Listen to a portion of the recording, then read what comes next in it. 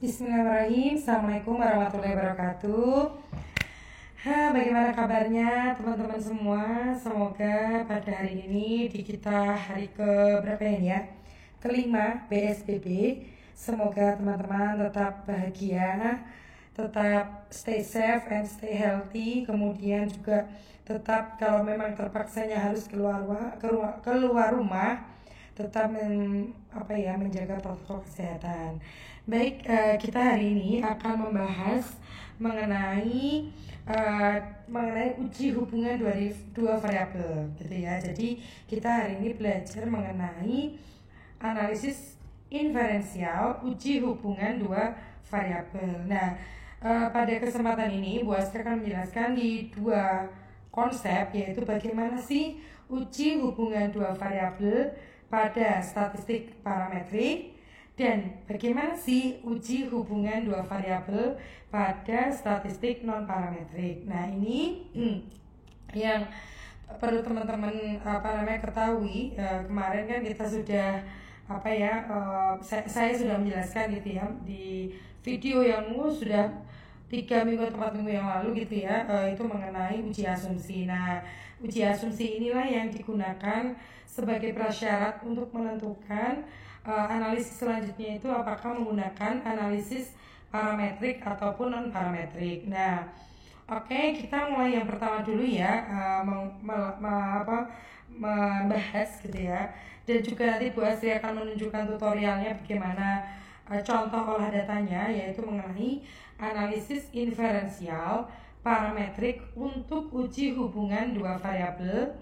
Nah, yang mana ini menggunakan correlation correlation.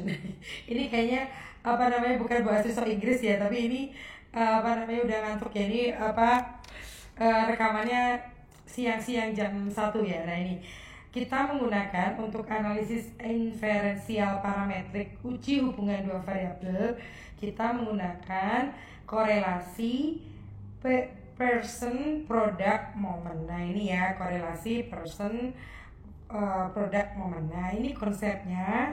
Nah, konsep dasar dari analisis korelasi person product moment ini merupakan teknik statistik yang digunakan untuk menguji ada tidaknya hubungan antara satu variabel tergantung dependent variabel yang bersifat interval atau rasio dan satu variabel bebas yang bersifat interval atau rasio. Nah, kecenderungan dari korelasi atau hubungan mempunyai dua arah. Jadi nanti kalau kita mengukur ada atau tidaknya hubungan itu ada dua arah, yaitu positif dan negatif. Nah, hubungan positif memiliki kecenderungan yang sama gitu ya. Jadi semakin tinggi variabel X, maka semakin tinggi variabel Y. Dan sebaliknya, misalnya semakin rendah variabel X, maka semakin rendah juga variabel Y. Nah, kalau korelasinya itu bersifat negatif, maka memiliki kecenderungan yang berlawanan gitu ya. Jadi misalnya semakin tinggi variabel X, maka semakin rendah variabel Y. Kemudian semakin rendah variabel X, maka semakin tinggi variabel Y. Jadi seperti itu ya kalau pada uji hubungan gitu ya. Nah, kemudian hipotesis korelasional ada dua tipe, yaitu berarah dan tidak berarah gitu ya. Nanti kalau kita di statistik kita kalau yang yang tidak berarah kita memilih menggunakan two tail, kemudian yang berarah kita menggunakan one tail. Nanti kalau pas sudah di uji statistik dengan SPSS, nanti kita akan membantu untuk mempraktekkan tutorial biar teman-teman lebih mudah untuk mempraktekkan pada penelitian yang teman-teman lakukan. Nah, ini ya tadi uji hubungan. Nah, hipotesis korelasional ada dua tipe yang tadi ya, yang berarah atau tidak berarah. Nah, yang berarah itu artinya gini, sudah menunjukkan arah hubungan yang positif atau negatif. Sedangkan hipotesis tidak berarah ini belum jelas hubungannya, apakah hubungan antara X dan Y itu positif atau negatif, itu belum jelas. Maka ada dua. Nanti kalau yang berarah itu udah terlihat hubungannya, kalau yang tidak berarah itu berarti belum terlihat hubungannya. Dan nanti untuk contoh ini buat skip dulu, nanti kita contoh menggunakan risetnya Bu Astri. Nah, kita langsung saja pada ini ya, apa nih? Nah, ini prasyarat untuk melakukan uji dengan korelasi person product moment ini ya. Nah, ini jadi syaratnya sama teman-teman di sini ya, saya besarkan dulu nih. Nah, ini malah gede. Nah, suatu data itu dapat dianalisis dengan menggunakan korelasi product moment dari Pearson jika memenuhi uji asumsi normalitas dan uji linearitas. Jadi yang perlu teman-teman lakukan untuk bisa diuji dengan korelasi product moment ini, person product moment ini, teman-teman harus melakukan uji asumsi, yaitu uji normalitas dan juga uji linearitas. Kalau memang mereka normal dan juga linear, maka bisa dilanjutkan dengan uji korelasi person product moment seperti itu. Itu ya syaratnya. Dan juga syarat dari uji parametrik ini itu memiliki subjek penelitian lebih dari 30 orang. Seperti itu ya teman-teman ya. Jelas ya sampai sini ya. Nah ini selanjutnya kita belajar mengenai interpretasinya dulu aja sebelum kita masuk kepada latihan. Nah, untuk interpretasi nanti kita fokus pada tabel correlation, kemudian kita cek headlight di person correlation yang menunjukkan koefisien korelasi antara dua variabel yang diteliti atau signifikansinya. Kita lihat berapa nilai signifikansinya. Sama dengan yang sebelumnya uji yang sebelumnya, bahwa signifikansi atau P kurang dari 0,05 maka itu kita dinyatakan hipotesis diterima. Tetapi kalau P-nya itu lebih tinggi daripada 0,05 maka hipotesis ditolak. Nah ini ya. Nah setelah kita ketahui misalnya hasil ujinya itu diterima gitu ya, maka untuk mengetahui berapa sih sumbangan besarnya sumbangan efektif yang dilakukan gitu ya oleh variabel bebas terhadap variabel tergantung. Nah itu kita bisa lakukan untuk mengetahuinya dengan cara analisis selanjutnya, yaitu ini untuk melihat nilai R square atau dengan model sumarinya. Nanti kita praktekkan langsung. Oke, jelas ya untuk konsepnya. Kita sekarang langsung praktek saja. Kita lihat dulu hipotesisnya. Nah ini risetnya Bu Astri mengenai analisis teori. Saya menggunakan teori TEM gitu ya. Ini bagaimana sih untuk melihat efektivitas penggunaan teknologi gitu ya dalam sekolah from home dan juga pada work from home. Sekolah yang dimaksud adalah lebih kepada kuliah gitu ya, karena responden Bu Astri adalah mahasiswa. Nah ini hipotesisnya cukup banyak gitu ya. Nah ini ada hipotesis nol dan hipotesis alternatif atau hipotesis aktifnya gitu ya. Nah ini ini Bu Astri ulang sedikit. Hipotesis nol itu artinya adalah hipotesis yang dibuat berlawanan dengan teori yang akan dibuktikan. Hipotesis kerja atau hipotesis aktif atau alternatif itu adalah hipotesis yang seirama atau yang merupakan hasil dari dari teori yang digunakan. Jadi yang ingin kita buktikan, misalnya kita ambil yang ini saja ya, yang H1 aja yang kita gunakan untuk contoh yang person product moment ini. Persepsi kemudahan penggunaan berpengaruh terhadap persepsi penggunaan teknologi dalam school from home dan work from home. Memang di sini keterangannya tidak Bu Astri tulis gitu ya, nanti tidak kepanjangan. Jadi kita menguji bahwa persepsi kemudahan penggunaan ini adalah apa? Dia mempengaruhi terhadap persepsi penggunaan, jadi manfaat dari penggunaan teknologi ini. Jadi X-nya adalah kegunaan penggunaan atau dependennya ini, kemudian independennya adalah kemudahan penggunaan. Kita coba langsung saja, kita klik di SPSS.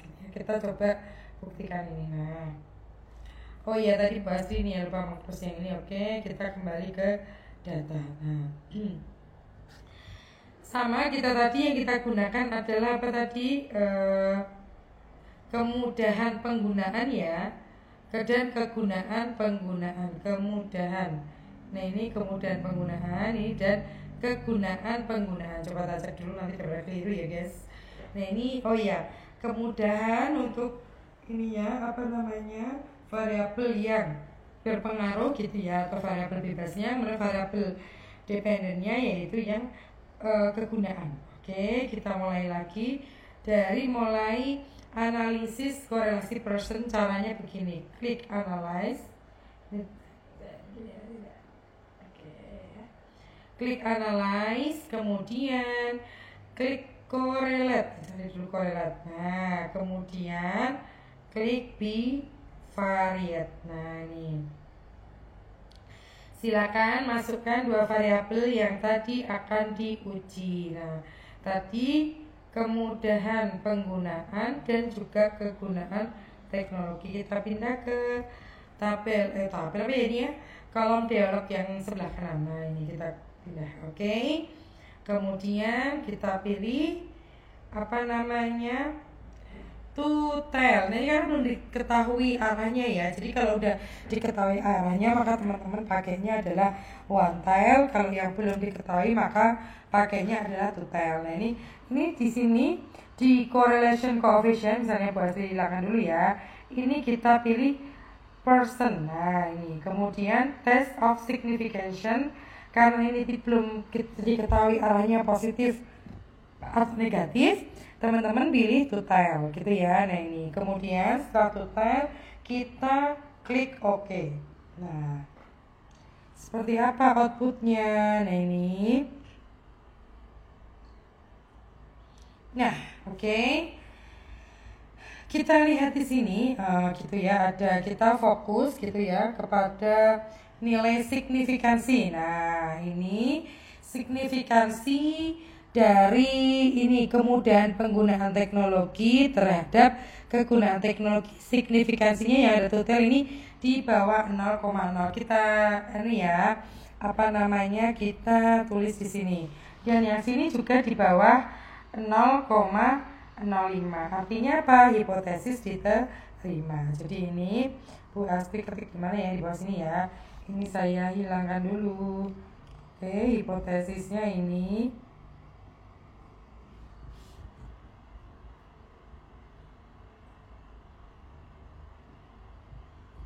hasilnya tadi P-nya ini, P-nya itu tadi nilainya kan 0,00 ya, untuk yang pada tadi di total tadi dua-duanya nilainya sama 0, ini artinya lebih kecil dari 0,05.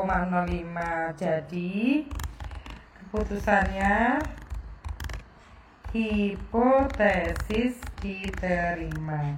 Jadi memang kemudahan penggunaan teknologi gitu ya. Jadi kalau diinterpretasi langsung menjelaskan.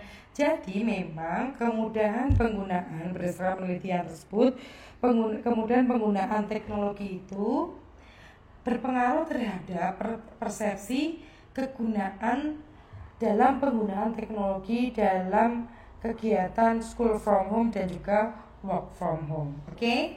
Jelas ya. Nah, setelah hipotesis ini diterima, teman-teman, kita akan lihat lagi gitu ya, lihat lagi mengenai apa namanya, seberapa besar sih pengaruh dari variabel bebas terhadap variabel yang tergantung. Nah, kita hitung lagi dengan cara kita kembali lagi ke SPSS, kita kembali ke data yang ada tanda bintangnya, diklik, klik. Kemudian kita klik analyze. Nah setelah analyze kita langsung klik regression. Nah ini regression. Setelah kita klik regression, teman-teman bisa perhatikan di sini banyak sekali ya. kita pilih yang linear. Ini, oke. Kita masukkan yang dependen tadi apa? Yang tergantung tadi berarti kegunaan teknologi ini yang tergantung. Di sini. Kemudian yang independen yang bebas adalah kemudahan penggunaan. Oke. Nah, kemudian setelah memasukkan dependen dan independen, gitu ya, sebenarnya langsung klik OK. Ini enter saja ya ini ya. Nah ini kemudian langsung klik OK. Kita ingin melihat R-square-nya berapa. Nah ini regression kita lihatnya di yang model summary di sini. Model summary di sini. Nih ya. Nah itu kemudian setelah itu kita lihat nilai R-square-nya. R-square-nya berapa? 0,219. Nah 0,219 ini kemudian kita tulis di sini untuk mengetahui besarnya pengaruh. Besarnya pengaruh R square-nya R square. Oke, ini 0 berapa tadi? Buka dulu ya, maaf. 0 yang ini ya, 0219.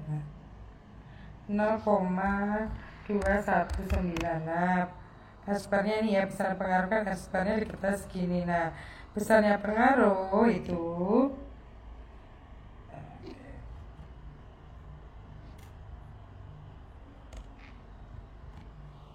sama dengan R square dikalikan 100%.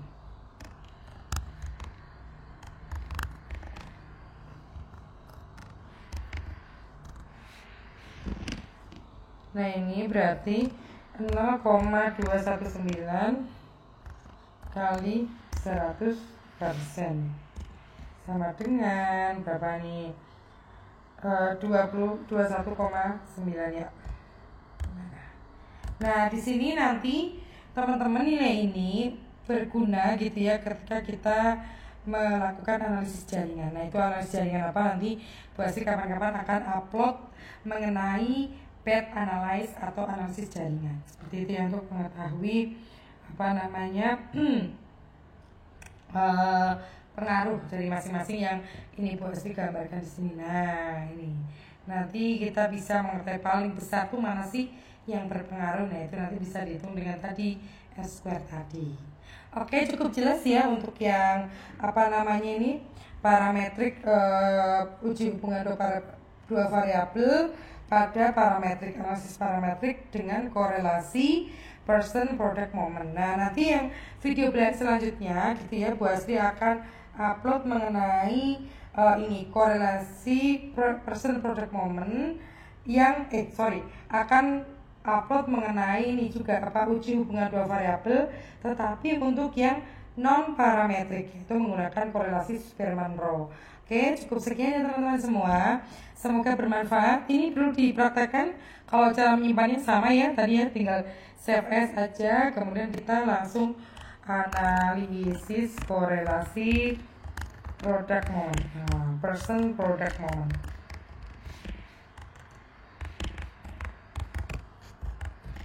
Nah ini momen. Oke, momen.